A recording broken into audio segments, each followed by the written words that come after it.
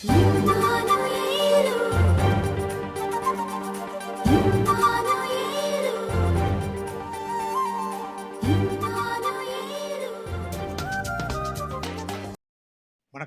తెలిసిన ఒక వ్యక్తి థామస్ ఆల్వా ఎడిసన్. అంటే ఎవరంటే ఈ బల్బులను కనుగొన్నటువంటి వ్యక్తి.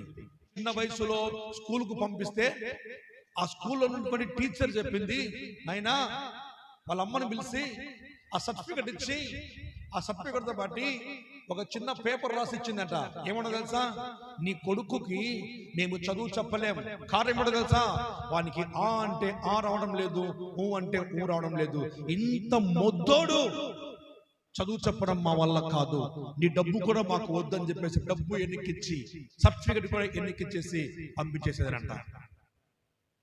ఆ కొడుకును ఎన్నికి పంపిస్తే ఆ తల్లి ఏం చేసిందంటే ఆ సర్టిఫికెట్ తీసింది, ఆ యొక్క పేపర్ తీసుకుని ఒక ట్రంక్ బట్టలో పెట్టేసి ఆ కుమారునికి చదువు నేర్పించడం స్టార్ట్ చేసిందంట. తల్లినే ఒక టీచర్ అయిపోయి వాడికి బాగా చదువు నేర్పిస్తా ఉంది. చదువు చెబుతా ఉంటే ఆ కుమారుడు చక్కగా చదువు వింటా ఉన్నాడు. విని ఏం చేశాడంటే నేర్చుకొని ఆ తల్లి ఆ చదువుతో పాటు ఒక బైబిల్ కూడా చదవడం నేర్పించిందంట. ఆ బైబిల్లో అతనిని తాకినటువంటి ఒక వచనం ఏంటో తెలుసా, మనుష్యులు చీకటికి అంతమును కలుగజేయుచున్నారు. హల్లెలూయా. ఈ మాట ఆయనను వెంటనే కదిలించిందంట. మనుషులేంటి చీకటికి అంతాన్ని కలుగజేస్తారంట, ఇది ఎలా సాధ్యం అని ప్రార్థనలో ఉన్నాడు. ఇంకా పోరాడుతూ ఉన్నాడు. నేను ఏదో ఒకటి చేయాలి, ఏదో రకంగా నేను ఏదో ఒకటి చేసి ఈ లోకానికి నేనేంటో తెలియాలి అని పోరాడే క్రమంలో దగ్గర 999 సార్లు ఫెయిల్ అయిపోయాడంట, విఫలమైపోయాడంట ఆయన చేసే ప్రయత్నంలో. 999 సార్లు ఫెయిల్ అయిన తర్వాత ఎన్నెన్నో ప్రయత్నాలు చేస్తున్నాడు, ప్రయోగాలు చేస్తున్నాడు. ఈయన ఎంతటి తెలివి తక్కువ వ్యక్తి అంటే ఒక మాట చెప్తానండి. కోళ్ళు ఉంటాయి కదా, కోళ్ళు, ఆ కోళ్ళు పొదుగుతాయి. ఎప్పుడు చెప్పండి, ఎప్పుడు కోళ్ళు మనం వాటిని పొదుగు వేస్తామో అది గుడ్లను పెట్టినప్పుడు. ఆ గుడ్లన్నీ కూడా ఎన్ని పెడుతుందో అన్ని చూస్తాం. అది పెట్టిన తర్వాత ఇంకా ఈ గుడ్లు చాలు అని అనుకున్న తర్వాత అప్పుడు ఆ కోడిలో ఏం చేస్తారంటే కొంచెం ఇసుకనో గడ్డినో మన్నునో ఏదో ఒకటి పెట్టి ఒక ఇది పెట్టేసి దాని మీద ఈ గుడ్లన్నీ పెట్టేసి కోడిని కూర్చోబెడతారు. అవునా, 21 రోజు అది పొదుగుతుంది.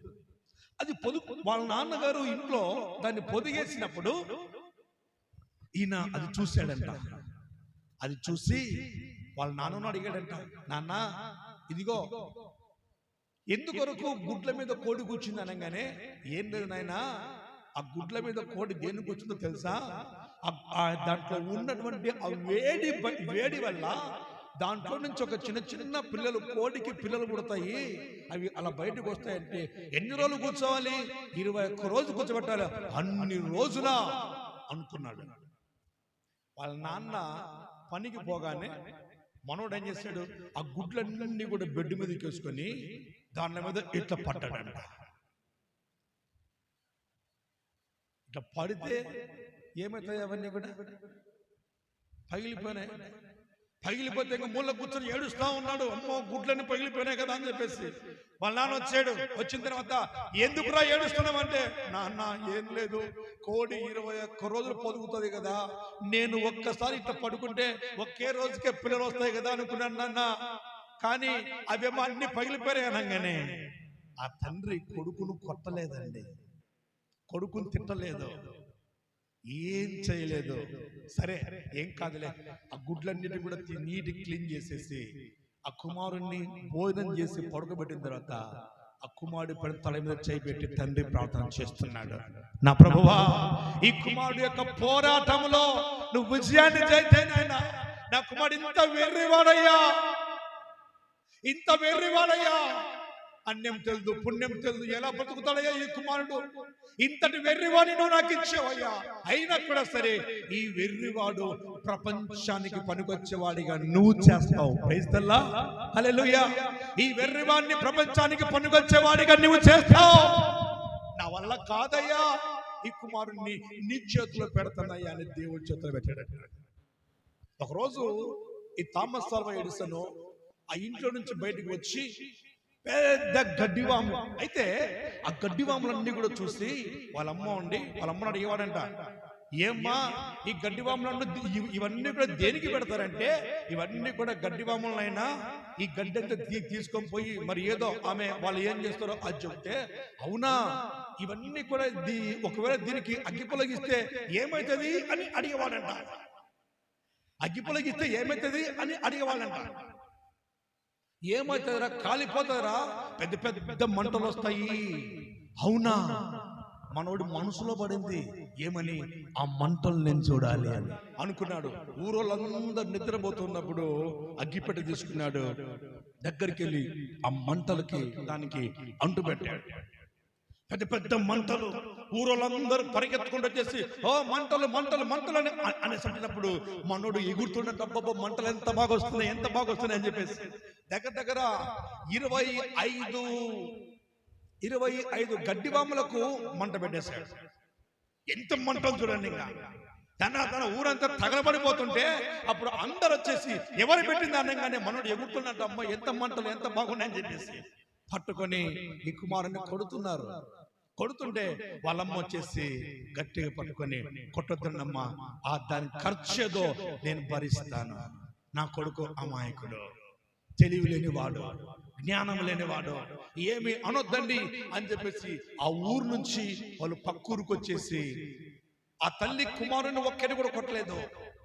ఆ కుమారుడి కోసం ఒకటే ప్రార్థన చేస్తా ఉంది, యేసయ్యా ఇంతటి అమాయకుడు నా కొడుకు, ఇంతటి తెలివి లేని వాడు నా కుమారుడు, అయితే వీనికి జ్ఞానం ఇచ్చే దేవుడు నీవయ్యా, నీ చేతికి అప్పగిస్తున్నాయ్యా అని చెప్పేసి ప్రార్థన చేస్తా ఉంటే ఆ థామస్ ఆల్వా ఎడిసన్ మనం అనుకున్నాం, మనం నవ్వుకున్నాం, ఏమని, ఆ మంట నేను చూడాలి అనగానే మనలో ఒక ఇంత నవ్వు కలిగింది.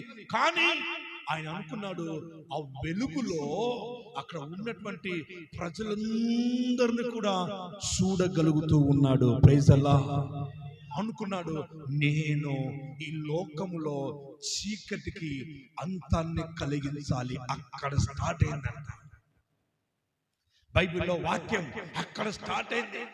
ఊరులందరూ వచ్చి కొడతా ఉంటే ఆయన అంటున్నాడు, ఏ ఒక్క వ్యక్తి అయితే నా మీద వేటు వేశాడో, వేటు వేసిన ప్రతి ఒక్కడు కూడా నా దేవుడి వెలుగులో నాకు సాష్టాంగ నమస్కారం చేయాలి. ప్రైజ్ అల్లాహ్. దెబ్బ కొట్టిన ప్రతి ఒక్కడు కూడా సాష్టాంగ నమస్కారం చేయాలి.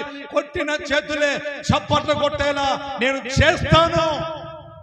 999 సార్లు ఆయన చేసిన పోరాటం, ప్రయత్నం అంతా కూడా విఫలమైపోతే చివరిసారిగా మనసులో అనుకున్నాడు, ప్రార్థన చేసుకున్నాడు.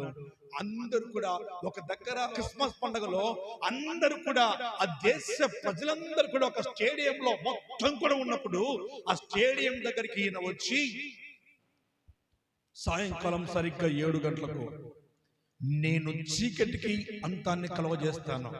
6 గంటలకంతా ప్రోగ్రామ్ అంతా అయిపోయింది. ఎందుకంటే కరెంట్ లేదు కనుక, వెలుగు లేదు కనుక ఉదయకాలంలోనే అన్ని ప్రోగ్రామ్స్ అన్ని కూడా జరుగుతాయి.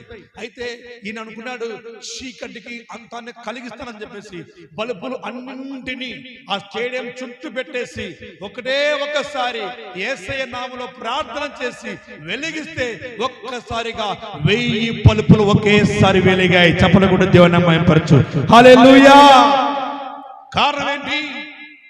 ఒక తెలివి లేనివాడు, ఒక అమాయకుడు, ఒక పనికి మాలిన వాడు, ప్రజల చేత దెబ్బలు తిన్నవాడు, ఎంత అమాయకుడు అంటే అంతగా వెలివేయబడిన వాడు చేసిన ఒక్క పోరాటం దేనిపైన?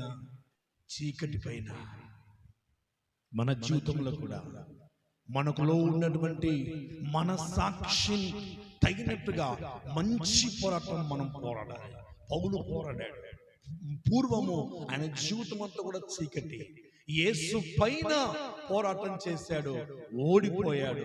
యేసయ్య కొరకు పోరాటం చేశాడు, నిత్య జీవాన్ని పొందుకున్నాడు, నీతి కిరీటాన్ని పొందుకున్నాడు. నీ జీవితంలో కూడా దేవుని కొరకు, నీ సమస్య పైన, నీ బాధ పైన, నీ కష్టం పైన, ఈ లోకం పైన నువ్వు ఎప్పుడైతే పోరాటం చేసి దేవుని కొరకు నిలబడతావో అప్పుడే నూరంతల ఫలాన్ని పొందుకుంటావు. అట్టి కృపాశీర్వాదం దేవుడు మనకు అనుగ్రహించును గాక.